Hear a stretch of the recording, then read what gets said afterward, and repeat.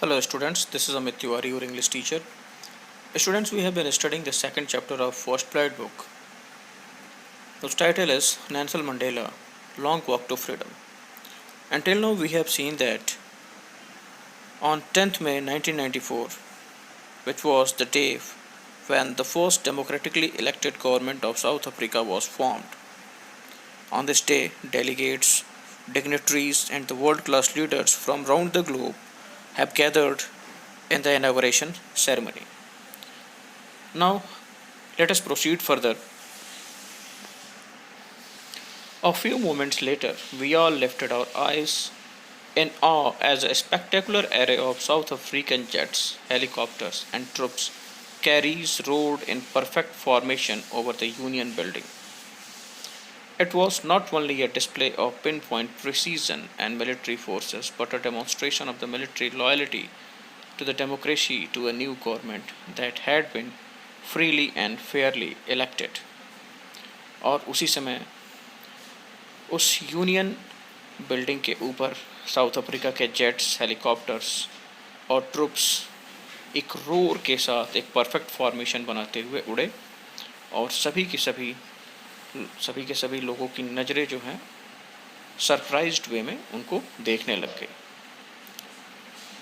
ये सिर्फ एक डेमोन्स्ट्रेशन नहीं था, एक मिलिट्री डेमोन्स्ट्रेशन नहीं था जिसको कि हम कह सकते हैं कि एक perfect precision of military forces. ये उस मिलिट्री की उस नई बनी डेमोक्रेटिक गवर्नमेंट के प्रति लॉयल्टी दिखाने का भी तरीका था। एक नए बने हुए ये इलेक्टेड गवर्नमेंट के प्रति अपने लॉयल्टी को शो करने का एक तरीका था।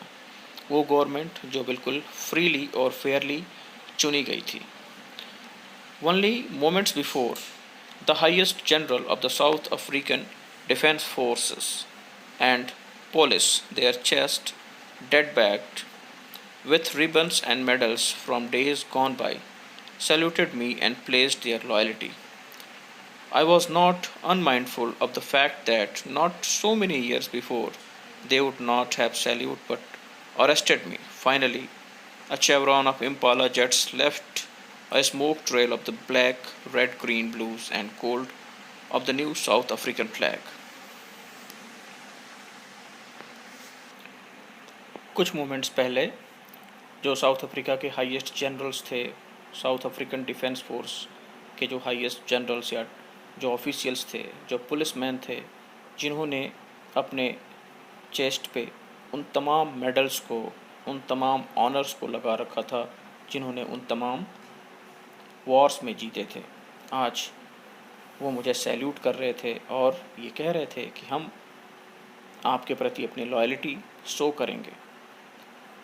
और मैं इस बात से बिल्कुल भी अनकॉन्शियस नहीं था। इनफैक्ट मैं कॉन्शियस था कि कुछ समय पहले या कुछ साल पहले अगर वो मुझे इस तरीके से मिलते तो शायद वो मुझे अरेस्ट करते, लेकिन आज वो मुझे सैल्यूट कर रहे हैं और अपनी लॉयल्टी शो कर रहे हैं। Finally a chevron of Impala jets left a smoke trail of the black, red, green, blue and gold of the new South African flag. Chevron means a pattern in the shape of a V. तो कुछ देर बाद finally जो चेवरॉन Impala jets थे उन्होंने धुएं से एक V shape बनाते हुए साउथ अफ्रीकन फ्लैग की एक इमेज आसमान में बिल्कुल उतार दी, जिसमें कि काला, लाल, हरा और नीला रंग और सुनहरा रंग दिखाई दे रहा था। The day was symbolized for me by the playing of our two national anthems and the vision of whites singing Nkosi Sikelel e Africa and blacks singing Die Stem, the old anthem of the Republic. Although that day neither group knew the lyrics of the anthem they once despised, they would soon know the word of hurt. Despised means had a very low opinion of. जैसा कि हर एक देश में जब कोई national celebration होता है तो उस समय उस देश का नेशनल एंथम गाया जाता है। ठीक वैसे ही साउथ अफ्रीका में इनाग्रेशन सेरेमनी के दिन, जिस दिन सारे के सारे जो लीडर्स थे वो अपना ओथ ले रहे थे, प्लेज ले रहे थे, उस दिन नेशनल एंथम भी गाया गया। और इस दिन दो नेशनल एंथम गाया गया।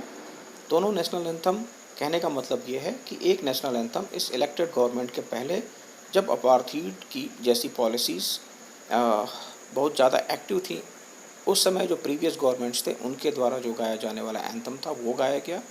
और इसके अलावा जो ब्लैक्स का एंथम था उसे भी गाया गया। तो दोनों ग्रुप्स के लोगों ने मिलके दोनों नेशनल एंथम को गाया। हालांकि इन दोनों ग्रुप्स को एक दूसरे के नेशनल एंथम्स के लिरिक्स पूरी तरीके से याद नहीं थे, लेकिन फिर भी उन लोगों ने दिल से इस बात को कबूला कि आज नहीं तो कल ज़रूर वो इनके लिरिक्स को और इनके धुनों को बाय हार्ट कर लें।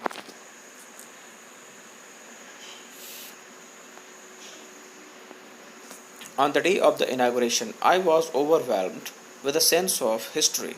In the first decade of the 20th century, a few years after the bitter Anglo-Boer War and before my own birth, the white-skinned people of South Africa patched up their differences and erected a system of racial dominance against the dark-skinned people of their own land. The structure they created formed the basis of one of the harshest, most inhuman societies of the world had ever known.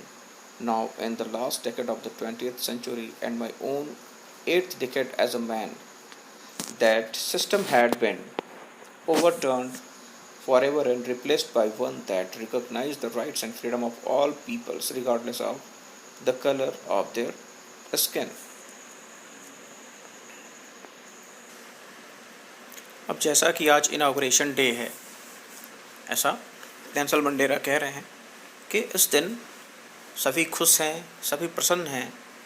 और ये दिन आज मुझे मेरी history से, मेरे इतिहास से मुझे जोड़ रहा है, उन तमाम कठिनाइयों से, उन तमाम परेशानियों से, सप्रेशन से जो मैं और मेरे लोग होके गुजरे हैं, वो सारी चीज़ें आज मुझे याद आ रही हैं। In the first decade of the 20th century, first decade of 20th century means 1900 to 1910 के बीच का जो समय है, उसी समय एंग्लो बोर वॉर हुआ था।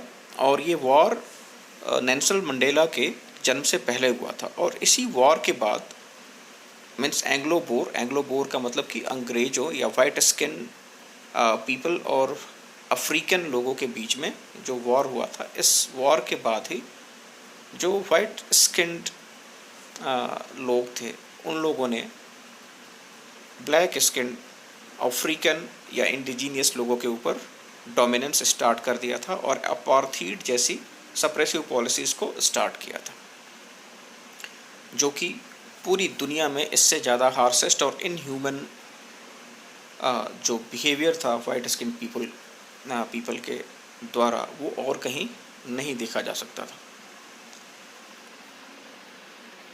Now, in the last decade of the 20th century and my own eighth decade as a man, that the system had been overturned forever and replaced by one that recognizes the rights and freedom of all peoples regardless of the color of their skin.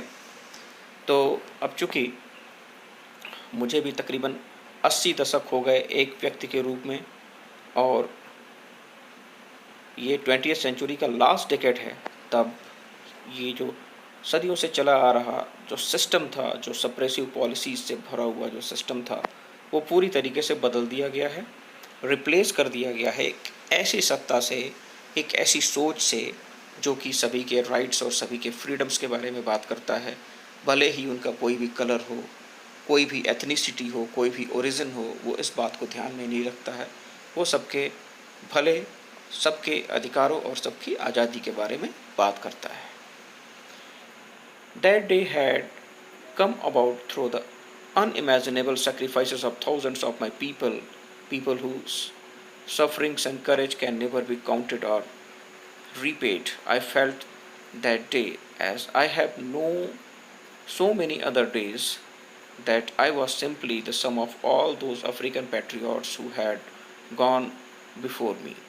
That long and noble line ended up now began again with me. I was pained that I was not able to thank them and that they were not able to see what their sacrifices had brought.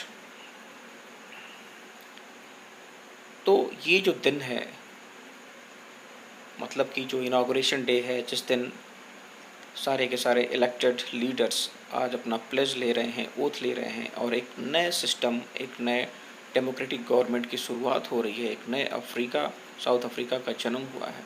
ये ऐसे ही नहीं ये दिन ऐसे ही नहीं आ गया। इस दिन के पीछे, इस दिन को हासिल करने के पीछे तमाम सेक्रीफाइसेस उन हज़ारों लोगों का है जो अपनी सफरिंग्स को भूलकर अपने करेज के साथ लड़े और उसी का रिज़ल्ट आज हम और हमारे सामने दिखाई दे रहा है। और उनके उन सेक्रीफाइसेस को हम काउंट नहीं कर सकते या रीपे नहीं कर सकते। I felt that day as I have no so many other days that I was simply the sum of all those African patriots who had gone before me. That long and noble line ended and now began again with me. I was pained that I was not able to thank them and that they were not able to see what their sacrifices has brought. तो इस तरीके से Nelson Mandela इस बात से बहुत दुखी हैं, इस बात का उन्हें मलाल है कि उन तमाम फ्रीडम फाइटर्स, उन तमाम लोगों से जिन्होंने अपनी पूरी ज़िंदगी को सेक्रीफाइस कर दिया, आज वो ज़िंदा नहीं है इस दिन को देखने के लिए।